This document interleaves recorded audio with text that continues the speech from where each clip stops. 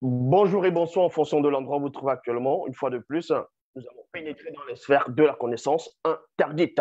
Nous allons ici aborder un sujet qui va instruire beaucoup de personnes. C'est sur la personne de Boussi.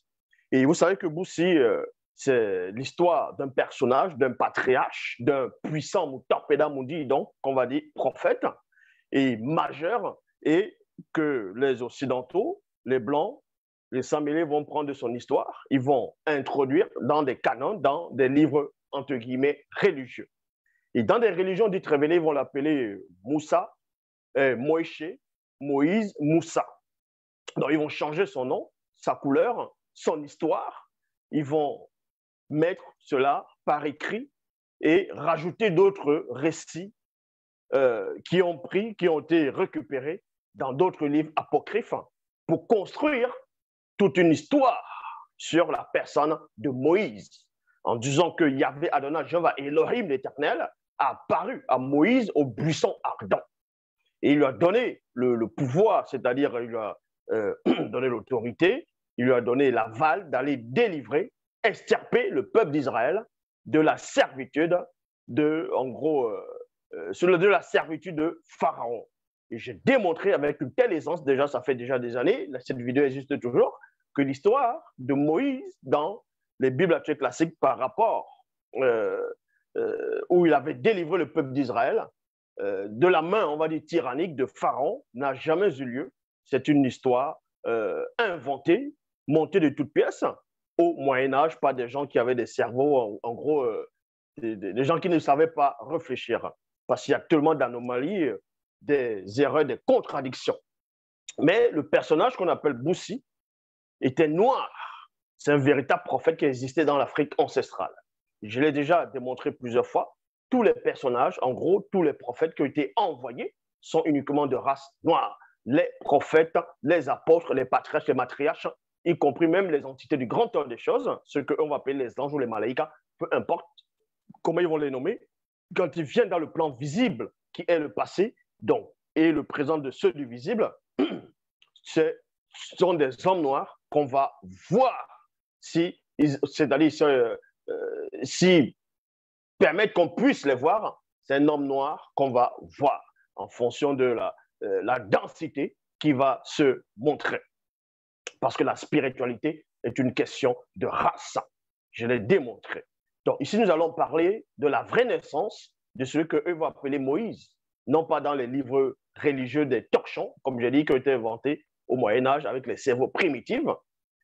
Ce sont des gens, quand ils sont venus écrire des bouquins, ils étaient limités par rapport à l'histoire du monde, à ce qui se produisait dans d'autres contrées, dans d'autres pays, lieux. Donc, ils étaient tout simplement, on va dire, limités à leur temps, à leur territoire. C'est pour ça qu'ils vont écrire. Vous allez comprendre qu'ils étaient bloqués dans un espace-temps. On va aller dans origine, parce qu'on ne peut parler de l'histoire d'une personne sans toutefois parler de la genèse de la personne. On va aller, je vais donner on va rester ici dans Bible, Kalakambale, la seule version authentique, pas d'erreur, pas de contradiction, pas de mensonge. Premièrement, on va aller dans Exode. On va vous expliquer c'est quoi l'Exode. L'Exode ici, c'est Béboussedi. Béboussedi, donc qui veut dire sortie, l'extirpation à la servitude, de la servitude. Non point la servitude, l'esclavage, par rapport à d'autres hommes, non. C'était une servitude spirituelle à un moment donné dans l'histoire du monde, dans l'histoire où le peuple noir non initié, qui était rebelle, qui avait délaissé le verbe de l'Oba, les ordonnances, les préceptes, les commandements, ont été sous l'emprise d'un puissant démon marin, dragon de haut rang, un des démons primordiaux, donc qui avait l'emprise sur eux. Et eux, ils vont prendre de cette histoire, à la place du monstre marin, ils vont mettre un personnage qu'on appelle Pharaon. Vous voyez, ils vont extirper l'histoire, ils vont trafiquer, mais dans cette trafication, dans ce mensonge, ils vont toujours se contredire et s'égarer. On va aller dans Origine, chapitre 5, verset 26. Comme j'ai dit tantôt, on ne peut parler de quelqu'un sans aller dans la genèse de la personne, le début de la personne, le commencement de la personne. Dans Genèse chapitre 5, au verset 26, c'est une histoire ici qui s'est déroulée bien avant ce qu'on appelle le déluge, la grande inondation, et aussi le grand cataclysme, ou quand il y a de grands cataclysmes, bon, par rapport au déluge, maintenant aussi par rapport à la grande dérive des fragments du continent. C'était l'histoire de Doumisset. Doumisset, c'est ce qu'on va appeler Enoch dans les Bibles classiques, et qui était noir, bien entendu. Doumisset qui veut dire initié, en même temps baptisé. Donc, à un moment donné, il a quitté son corps, son enveloppe, son avatar, pour se rendre dans le grand ordre des choses, non point de lui-même, mais il y a deux puissantes entités qui ont apparu dans le passé de Doumisset, qui étaient son présent à lui. Donc, ils ont montré différents plans, dimensions. D'abord, premièrement, dans le monde visible, invisible, dans le grand ordre des choses. Il a vu la pluralité des dimensions des multivers. Il a vu des choses que vous ne pouvez même pas soupçonner. Donc, pendant son voyage initiatique, on devait l'introniser, on devait le baptiser pour mieux porter son nom. Et pendant qu'on est en train de l'introniser, à un moment donné, dans Origine, chapitre 5, au verset 26, il est dit ici, c'est par ces entités que Doumisset put parler et converser avec d'autres entités qui doivent descendre un jour de la céleste demeure, virgule, afin de fouler le sommet de la montagne sacrée qui sortira de la terre. Il y a point, vous voyez, s'il y a une telle précision. On vous apprend qu'à l'époque de Doumisset, il est logique que ce qu'on va appeler la montagne ou les collines n'existaient pas encore. Écoutez très attentivement. On n'est pas là en train de tâtonner exactement comme dans les Bibles classiques. On vous apprend qu'après le déluge, Noé, l'arche de Noé s'est arrêtée sur le mont Ararat. Et pourtant, je l'ai démontré qu'à cette époque, même dans d'autres versions des Bibles classiques, le mont Ararat ne pouvait pas exister. Parce que selon la géographie, le mont Ararat se trouve en Europe, donc en Turquie. Et on sait que la Turquie a pour frontière directe, on va dire comme ça, l'Asie. Et pendant le déluge, il n'y avait pas de montagne. Ça, je l'ai démontré déjà. Donc, le fait qu'on dise que Noé, son arche, s'est arrêtée sur le mont Ararat, ou bien dans d'autres versions, sur la montagne d'Ararat, la montagne ne pouvait pas exister à cette époque. Je l'ai démontré, donc c'est tout simplement un gros mensonge. Donc, au temps de Doumisset ici, bien avant le déluge, bien avant que Noé, ce qu'on va appeler Noé, donc Wumsé, ne naisse, n'arrive dans le plan visible, Doumisset avait déjà vu différents plans du monde spirituel. Et comme je vous explique ici, pendant qu'il est en train de voir, pendant qu'il est en train d'être intronisé, on va lui révéler ici que dans un temps qui est le futur, pour ceux du visible, mais ce futur est néanmoins le passé pour les entités du grand ordre des choses. Parce que les entités ne sont point contenues dans le temps, le temps que tu peux concevoir. Ça veut dire qu'ils sont au-dessus du temps et de l'espace, au-dessus du continuum espace-temps. Ils ne sont point retenus, ils ne sont point focalisés ou tout simplement, ils ne sont point dominés par le passé, par le présent, par le futur de ton temps à toi. Donc, on va lui révéler ici, on va lui donner la prophétie sur Boussi, ce qu'on va appeler Moïse, Moussa, Moïse. On va lui révéler que les entités, parce qu'en ce moment, il a conversé avec d'autres entités que les deux autres entités lui ont montré.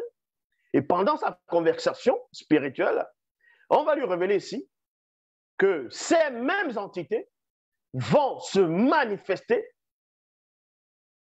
avec toutes les forces, les puissances à Boussi, sur le sommet d'une montagne qui va sortir. C'est ce qu'on appelle la précision.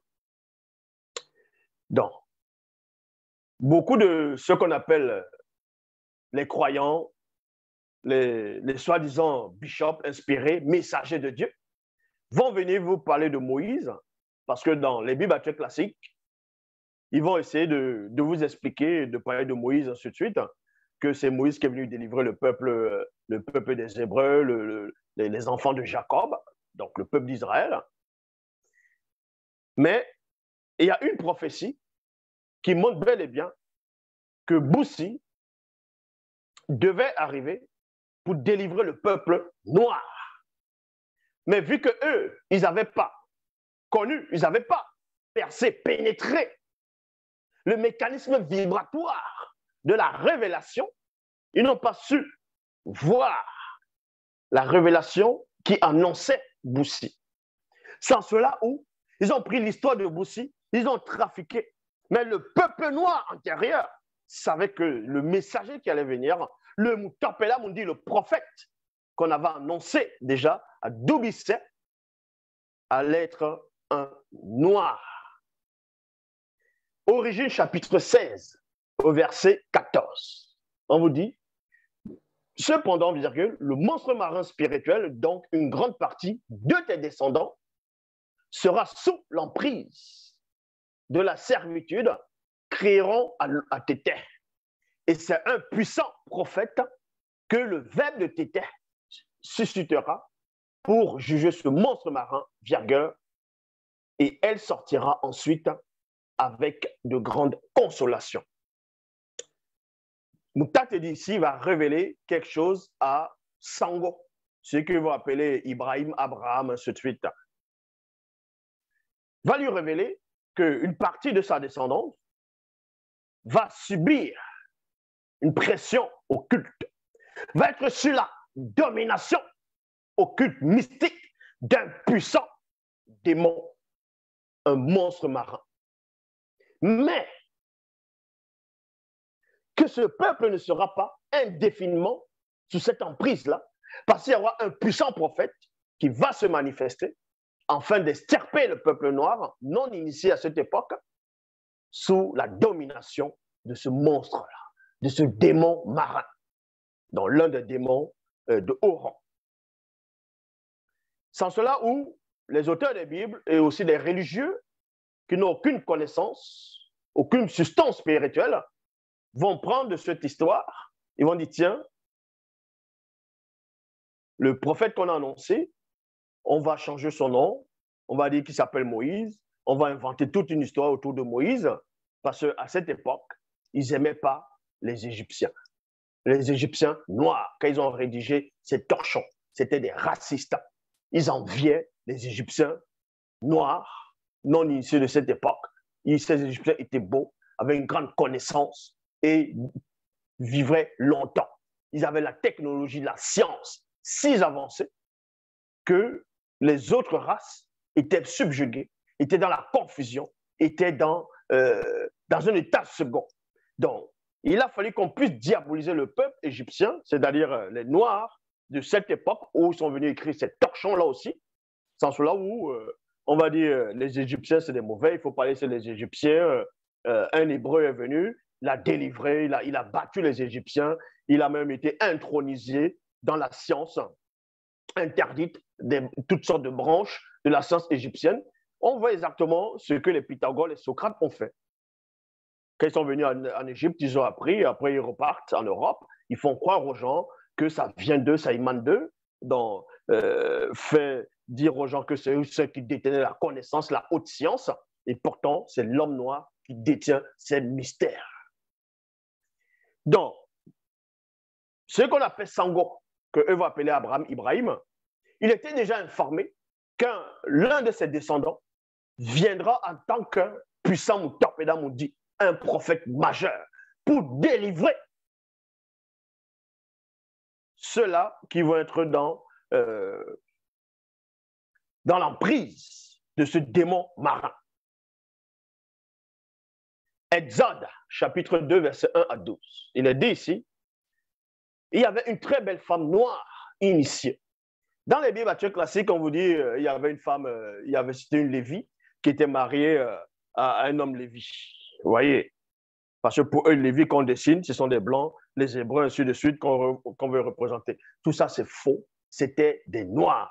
C'est pour ça qu'on dit ici, il y avait une très belle femme noire initiée qui mit au monde un très beau garçon noir par l'intervention de l'entité en charge des naissances et l'entité en charge de l'introduction dans le visible. Lors de la naissance de l'enfant, virgule, l'alignement des astres furent gravement perturbés. Ça veut dire qu'à cette époque, quand cet enfant vient dans le plan visible, par rapport à la prophétie, il y avait des sorciers, des enchanteurs, des nécromanciens, des gens qui étaient dans le monde mystique, en gros des pratiquants des sciences occultes avancées de haut rang, qui ont ressenti la perturbation, l'alignement des astres, parce que les démons les avaient déjà intronisés, initiés de savoir, de ressentir ces perturbations. Et ça va à peu près comprendre le message qui se dissimulait derrière. Voilà ce qui est échappé aux auteurs des Bibles actuelles classiques. Voilà ce qui les a échappés. Ils sont venus raconter des histoires en disant le peuple d'Israël devenait de plus en plus nombreux. Donc il fallait pas qu'ils deviennent encore de plus en plus nombreux. Ils vont s'allier contre ils vont s'allier plutôt avec les ennemis des Égyptiens. Et là, quand ils vont s'unir, ils pourront exterminer les Égyptiens. Donc, on demande de tuer tous les enfants d'un certain âge. Et ils ont repris cela aussi, comme d'habitude, par rapport à l'histoire de Jésus et Hérode, l'histoire dont j'ai démontré que ça n'a même pas eu lieu parce que c'est tout simplement du mensonge, du plagiat, des torchons. Or, dans la vraie histoire de ce prophète, donc prophète qui veut dire Moutampeda Moudi, celui qui parle de la part de l'esprit et pour l'esprit, lors de sa naissance, on vous apprend que l'alignement des astres fut gravement perturbé. Maintenant, dans le livre mystérieux qui est la face cachée de Bibel, on vous relate encore plus en profondeur quelles sont les entités qui ont apparu ce jour, qu'est-ce qui s'est réellement déroulé lors de la naissance de Boussi. Certes, Bible vous dit déjà ici qu'il y avait l'alignement des astres fut gravement perturbé, mais quand c'était perturbé, il y avait quoi derrière cette perturbation? Il y avait qui? Le livre mystérieux vous relate cela avec une telle précision. Lors de la naissance de l'enfant, comme je dis ici, l'alignement des astres fut gravement perturbé. Alors, tous les rois, virgule, chefs puissants, guerriers, bergers, hommes, femmes qui étaient serviteurs volontaires du monde occulte reçurent l'ordre de faire périr tous les garçons nés lors de la perturbation des astres. Tous les garçons lors de la perturbation des astres. Pourquoi le monde occulte, c'est-à-dire quand on dit le monde occulte ici, c'est l'organisation de Satan dont Satan va... On sait là comment ça se produit. Mais Satan n'apparaît pas directement aux hommes, à d'autres créatures. Donc, tous les sorciers, les rois corrompus, les chefs corrompus, que ce soit traditionnels, ceux dessus, les puissants, ceux qui étaient riches, ceux qui avaient l'influence dans le continent bien aimé, les guerriers, aussi corrompus, les bergers, les hommes et femmes, voilà, qui étaient volontairement entrés pour apprendre des sciences occultes, pour servir le monde occulte. Ils ont reçu l'ordre de faire périr tous les garçons nés lors de la perturbation des astres. C'est-à-dire que le monde occulte, les démons, ont su cela. Les anges déchus, dont on va appeler les Bamololoma Bunglanes, Satan lui-même, savait cela. Donc, pourquoi ici on ne dit pas les filles? Pourquoi on dit tout simplement les garçons nés lors de cette perturbation, c'est-à-dire la perturbation des astres? Pourquoi on ne dit pas les filles? Est-ce que c'était oublié de mettre les filles? Ou bien quand on dit les filles, y compris aussi les garçons? Ou bien quand on dit plutôt les garçons, y compris aussi les filles? Non, ce n'est pas le cas. Parce que pendant l'alignement, pendant la perturbation des astres, cette perturbation, ces astres-là, il y a un code qu'il faut déchiffrer. Il y a un code, donc il faut pénétrer. Il y a un enseignement, il y a un langage, il y a un message. Et ce message va révéler que c'est un garçon.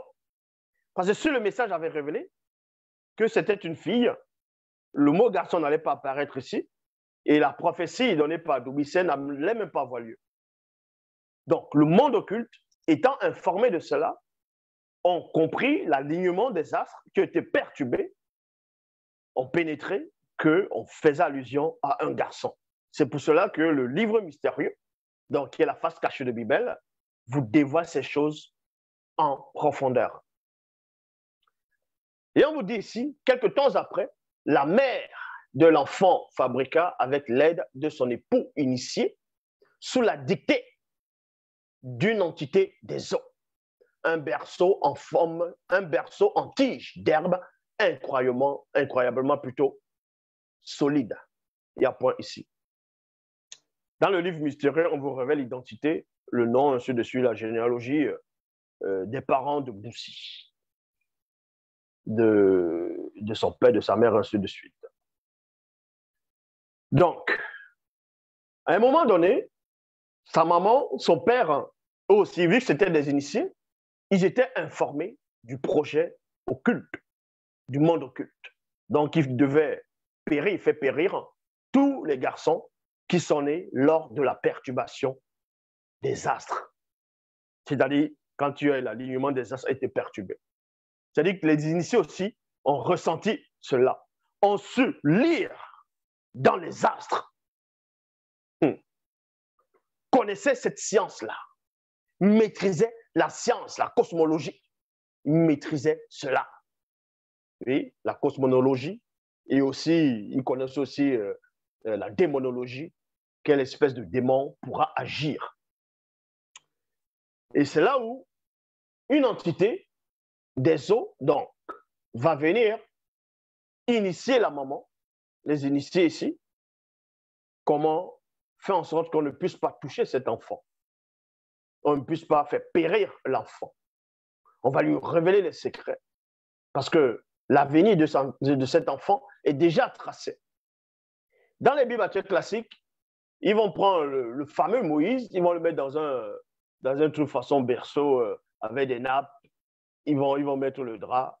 Bon, selon les images qu'ils vont dessiner. Ils vont mettre, d'autres diront qu'ils l'ont mis sur le Nil. Et l'enfant est parti alors qu'on sait que dans le Nil, il y avait beaucoup de crocodiles. Mais bon, on va dire que c'est Yahvé Adonai Jéhovah Elohim qui a dit aux crocodiles, fermez vos bouches, il ne faut pas manger l'enfant dedans. Hein? Et pourtant, l'enfant est en train de crier, non? Mais bon. Et vous comprenez que dans les Bibles classiques, il y a tellement un gros mensonge, qu'il y a même d'autres religions dites révélées qui vont aussi prendre la même histoire, parce qu'eux-mêmes, ils ne réfléchissent pas. Et ils vont venir aussi écrire des hérésies. On veut vous faire croire que Moïse était un Hébreu, donc il était blanc, selon eux. Et une Égyptienne, donc noire, a recueilli Moïse. Une Égyptienne noire aurait recueilli Moïse. Et dans la Bible, on vous apprend que cette Égyptienne noire, cette femme, c'était la fille de Pharaon, tandis que dans le film Les 10 commandements, c'était la sœur de Pharaon. Vous voyez, même quand ils font, même entre eux, ils ne font que se contredire, rajouter du n'importe quoi.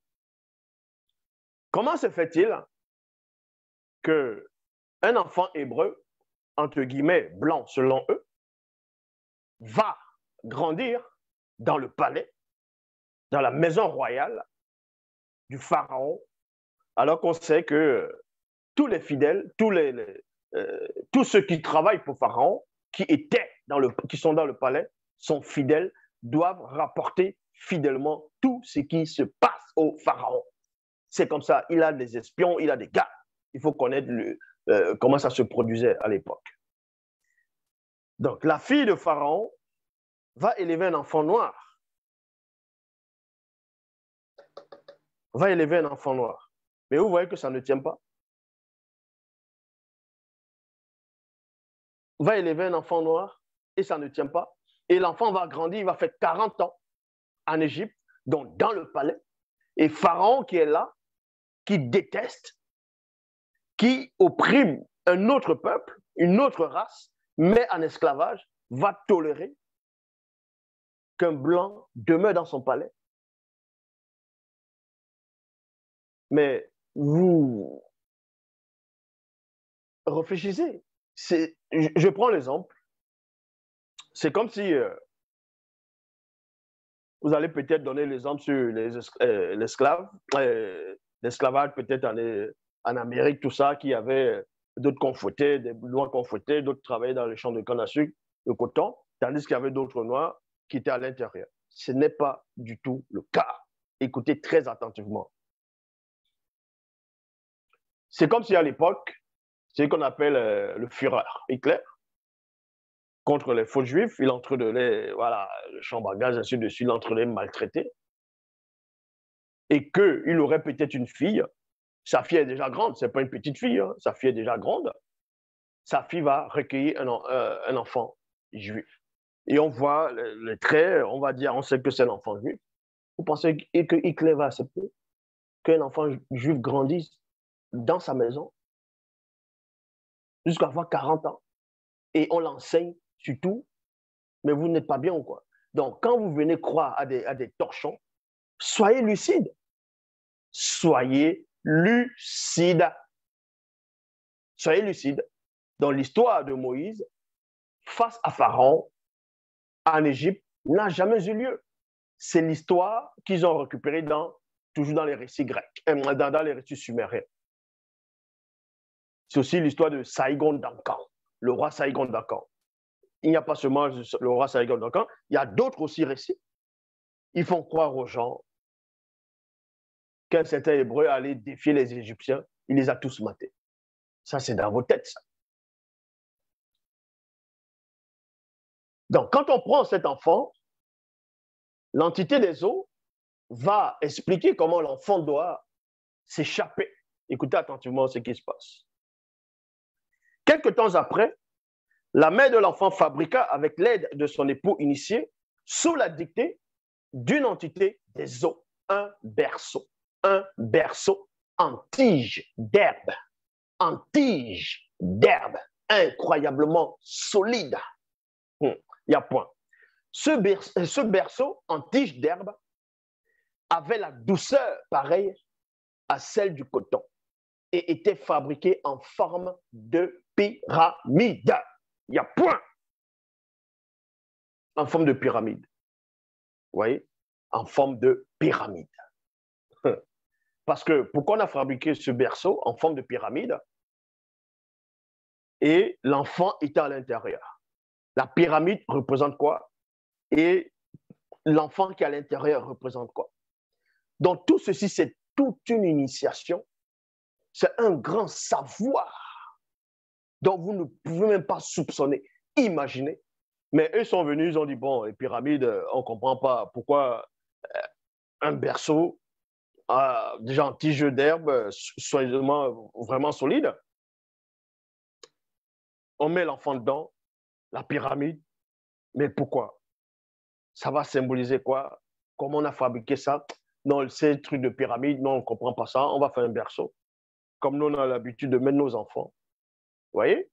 Donc, ils vont mettre des choses qu'eux, ils comprennent par rapport à leur époque. Mais ce qu'ils ne comprennent pas, ils enlèvent.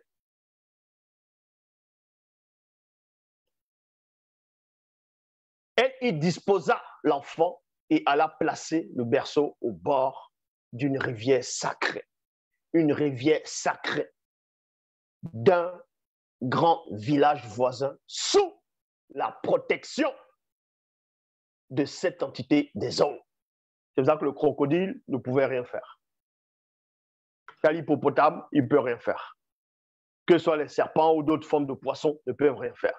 Parce que cet enfant qui est là à l'intérieur est déjà protégé, non seulement par Mutatedi, et aussi par l'entité des eaux durant son voyage, durant son transfert. Et si vous comprenez ce que ça veut dire. Donc, l'enfant qui est là à l'intérieur, Boussi, il est dans une pyramide en forme de berceau. Il est dans une pyramide. Et la pyramide n'était pas n'importe quoi à cette époque-là. Est-ce que vous captez? Sans cela, on vous dit ici, dans ce village, dans ce grand village voisin, se trouvait une femme noire, initiée, qui avait beaucoup d'autorité dans le monde et qui craignait le bas de la crainte du respect qui lui est dû. Dans le livre mystérieux, on vous révèle le nom de cette femme, quelle était réellement, quel est le style de pouvoir, on va dire, l'influence qu'elle avait. Bref, tout ça avec une telle précision. Cette femme, aussi, vous allez comprendre qu'elle était divinement avertie par rapport à cet enfant. Donc, ce n'est pas le hasard. Ils n'ont pas pu capter cela. Ils vont dire, on a mis l'enfant dans le berceau, l'enfant part. L'enfant part pourquoi? Comment on met l'enfant dans le berceau, on envoie l'enfant. Chez qui? Dans les torchons des Bibles classiques. On l'envoie chez qui? Ils vont maintenant faire le film, ils vont montrer Myriam, donc la sœur de Moïse, en train de voir les filles, la fille de Pharaon. Bon, dans le film, c'est la sœur de Pharaon, avec ses femmes de main. Ils vont envoyer le berceau, afin que la femme puisse recueillir cela. Parce qu'on va dire qu'ils ont la même couleur. Donc, si elle voit un enfant, elle aura pitié de l'enfant. Voilà comment ils ont monté les torchons de toutes pièces. Or, la mère adoptive de Boussi, elle était une femme initiée. C'était aussi une noire. Et elle était divinement avertie. Elle a eu la vision, elle a reçu l'initiation de ce qui allait se passer. Est-ce que vous comprenez? On n'est pas là en train de tâtonner. On vous dit ici, dans ce village se trouvait une femme noire initiée qui avait beaucoup d'autorité dans le monde et qui craignait l'auma de la crainte du respect qui lui est dû. Cette femme fut divinement avertie, par Moutatedi de la présence de l'enfant. Donc Moutatedi est celui qui guide et qui intronise les initiés. Donc Moutatedi ne parle pas seulement aux hommes, mais aussi aux femmes. Donc Moutatedi a averti divinement à cette femme, vu qu'elle était initiée, elle a capté le message, la fréquence de Moutatedi, elle a compris ce qui se passait. Aussitôt, elle descendit de nuit. Ça veut dire que c'était une femme qui était puissante. Elle était riche. Elle avait... Tout ça, c'est écrit dans le livre mystérieux. Vous voyez, je vous donne un petit aperçu. Elle avait des biens. Elle avait de grandes richesses considérables. Elle avait des hommes et des femmes de main en grand nombre. C'était une femme puissante. Mais vu que Moutatedi lui a averti quelque chose en secret, il a fallu qu'elle sorte de nuit pour aller récupérer l'enfant. Vous imaginez? Cette femme fut divinement avertie par Moutatedi de la présence de l'enfant. Aussitôt, elle descendit de nuit à la rivière et aperçut le berceau en tige d'herbe au milieu des plantes humides et alla le prendre et à point. Déjà, là où il y avait, dans cette rivière, ce n'était pas tout le monde qui pouvait avoir accès à cette rivière. C'était une rivière sacrée. Est-ce que vous comprenez? Donc, cette femme va descendre de nuit et elle va voir ce que Moutatedi lui avait révélé. Et on vous dit ici, et alla le prendre. Elle ouvrit et vit l'enfant. C'était un petit garçon qui poussait des cris faibles et craintifs, semblables à ceux de l'enfant qui vient de naître. Il y a point. À l'instant même, elle comprit que c'était lui qui faisait peur au monde occulte. Parce qu'elle-même, en tant qu'initiée, elle-même était informée. Elle avait percé le secret par rapport à la perturbation des astres, l'alignement des astres qui était perturbé. Elle aussi, elle a ressenti cela. Et elle a compris que le monde occulte était perturbé. C'était une femme qui se tenait à la brèche. Elle a percé le mystère. Donc, ils sont les méprisent les femmes. Pour eux, les femmes doivent juste faire manger, les femmes ne servent à rien. Non. Dans les Bibles, les femmes elles n'ont presque aucune importance. Presque. Mais cette femme ici, Elle a capté la fréquence du monde occulte parce qu'elle a su ce qui se passait là-bas. Elle a capté la fréquence cosmique des astres. Elle a capté la fréquence du Mutatidi. Qui était réellement cette femme noire initiée à cette époque? La mère adoptive de Boussi. Qui était-elle? Tout ça, c'est dans le livre mystérieux. Mais néanmoins, en l'instant même, elle comprit que c'était lui qui faisait peur au monde occulte. Donc, quand elle a vu Boussi, elle avait ce qu'on appelle l'esprit du discernement. Elle a vu directement. Il y avait un contact entre l'esprit.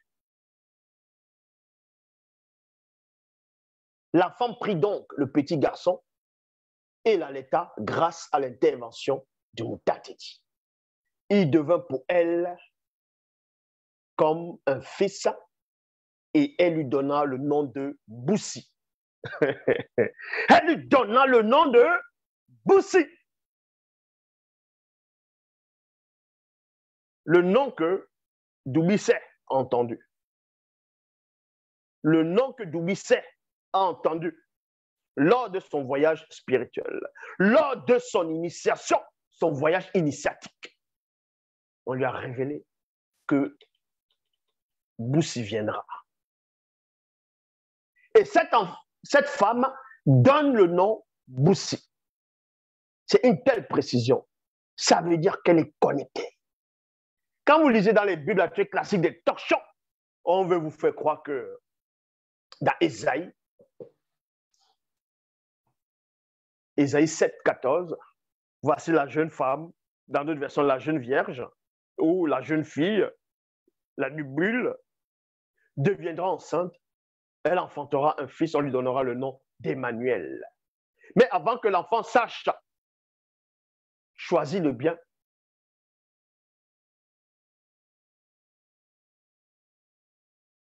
Et, repousser le mal, le pays dont tu crains les 2 rois sera abandonné. Et ils ont pris ce qu'on appelle le christocentrisme. Dans Matthieu 2, ils sont venus expliquer que un soi-disant Gabriel vient dire que l'enfant qui naîtra, tu dois lui donner le nom de Jésus. Ça vous voyez qu'il n'y a même pas de connexion. Si cet enfant Emmanuel était Jésus, on allait donner le nom d'Emmanuel directement et non Jésus. Ou maintenant, il y a des Mongols qui vont dire oui, mais Emmanuel, ça veut dire Dieu avec nous et Jésus est venu en tant que Dieu. Dieu était en lui-même dans le corps pour réconcilier le monde avec lui-même. Ça, c'est vos explications.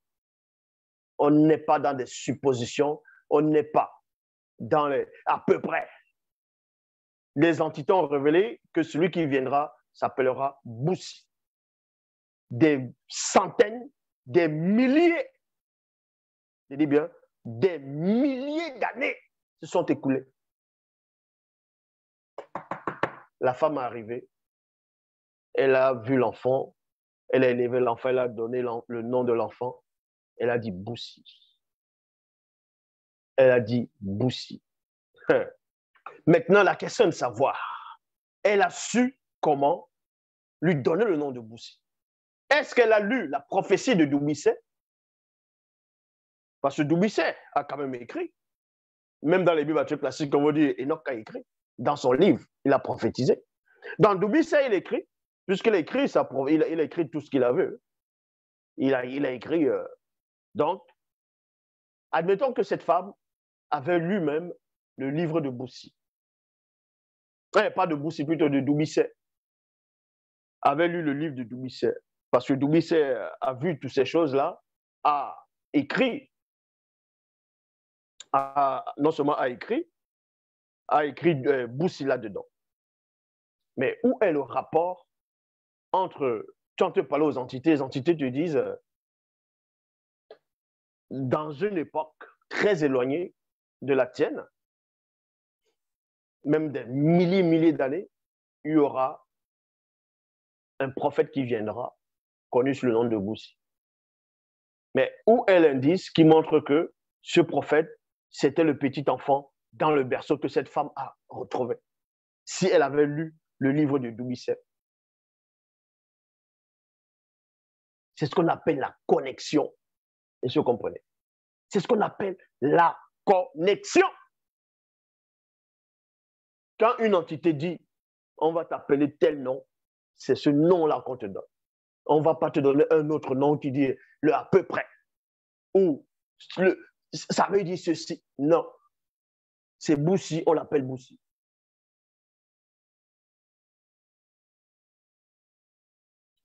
Donc, vous comprenez ici, elle donna le nom de Boussi. Ainsi, virgule, Boussi fut initié dans toutes les branches des sciences et secrets des ancêtres initiés, virgule. Dans les Bibles classiques, on dit Moïse fut instruit dans toutes les branches des Égyptiens.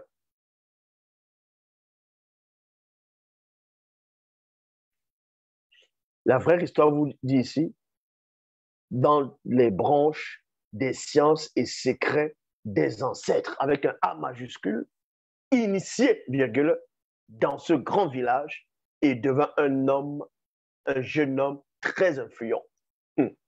Il devint un jeune homme très influent. Ça veut dire que non seulement il devient influent, il a été initié, il devient l'héritier de cette dame-là. Est-ce que vous comprenez? Ça ne vous a pas capté, vous n'avez pas capté. Hein? Il est devenu l'héritier de cette dame. Donc, Boussi est devenu extrêmement riche et puissant. Il était riche. On veut vous faire croire, il a fui l'Égypte parce que pour l'amour de Dieu, ou bien parce qu'il avait la souffrance des enfants d'Israël, il a léché tout le privilège en Égypte. Un coup, c'est parce qu'il a vu les enfants d'Israël souffrir, qu'il aimait tellement Dieu, il a fui. Un coup, parce qu'il avait peur de Pharaon, il a fui. Mais concertez-vous, il faut savoir pourquoi il a fui. Il faut savoir pourquoi. Donc voici la petite histoire de la naissance de Boussi, que eux vont appeler Moïse, Moussa. Mais on sait que c'était un noir, que cela vous plaise ou pas. La spiritualité demeure, a été, reste une question de race. Est-ce que vous comprenez? Toutes les religions que vous voyez là sont dans les déclins. Et ça, ils le savent. Ils savent cela. Ils savent que Zulula est là. Ils savent que celui qui est en face de vous est là. Et je répète encore, personne, aucune force, aucune volonté, aucune loi, même ce qu'on appelle Satan lui-même, ne peut arrêter cette marche. Si tu penses que tu es assez fort, si tu penses qu'il y a un homme sur cette terre ou une créature sur cette terre qui est capable d'arrêter cette marche, qu'elle vole, elle entre dans le soleil, on voit. Que cette personne aille entrer dans le soleil et on voit, filmer comment elle entre dans le soleil et on voit. N'importe quoi. L'Oba s'est encore glorifié.